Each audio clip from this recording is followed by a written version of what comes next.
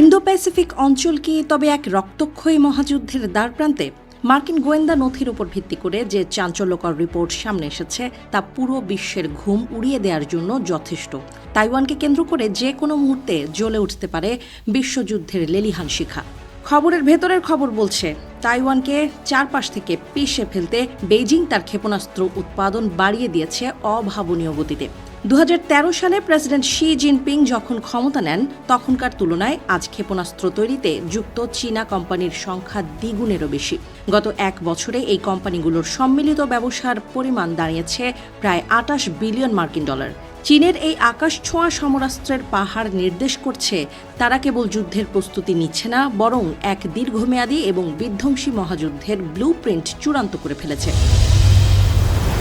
পেন্টাগনের ঘুম কেড়ে নেয়া চীন মিলিটারি পাওয়ার রিপোর্ট বলছে, মাত্র 4 বছরে চীনের পিপলস লিবারেশন আর্মি রকেট ফোর্সের অস্ত্রাগার প্রায় 50% বৃদ্ধি পেয়ে 3500 মিসাইলে রূপ নিয়েছে।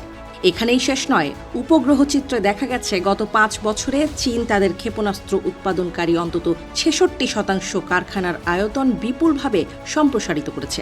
বেইজিংয়ের এই আগ্রাসী রণপ্রস্তুতি প্রমাণ করে তারা মার্কিন আধিপত্যকে শুধুই বুড়ো আঙ্গুল দেখাতে প্রস্তুত।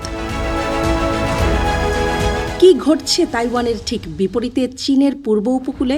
আন্তর্জাতিক সংবাদ মাধ্যমের গ্রাউন্ড রিপোর্ট বলছে, সেখানে রাতারাতি গড়ে উঠেছে বিশাল সব ক্ষেপণাস্ত্র ঘাঁটি এবং মোবাইল লঞ্চার প্যাড।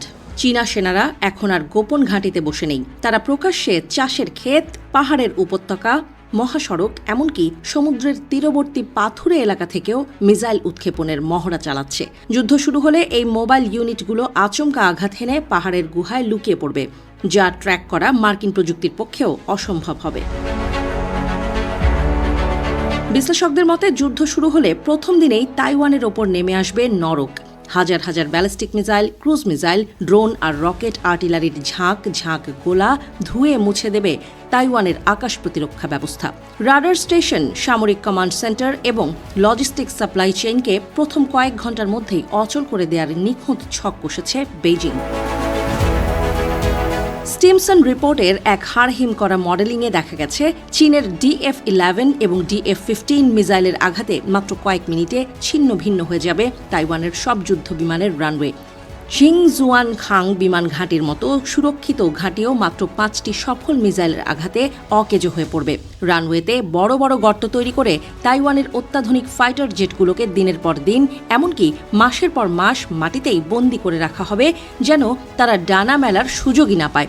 কিন্তু প্রশ্ন হচ্ছে, তাইওয়ানের পরম মিত্র আমেরিকা কি পারবে এই ড্রাগনের আগুন রুখতে? উত্তরটা অত্যন্ত হতাশাজনক। হেরিটেজ ফাউন্ডেশনের রিপোর্ট বলছে, মার্কিন যুক্তরাষ্ট্রের তুলনায় চীন 5 থেকে 6 গুণ দ্রুত গতিতে অত্যাধুনিক অস্ত্র ও গোলাবারুদ তৈরি করছে। তার উপর মধ্যপ্রাচ্যে সাম্প্রতিক ইরান যুদ্ধের ধাক্কায় আমেরিকার দূরপাল্লার ক্ষেপণাস্ত্র এবং প্যাট্রিয়ট বা থার্ডের মতো আকাশ প্রতিরক্ষা ইন্টারসেপ্টরের মজুদ তলানিতে গিয়ে ঠেকেছে।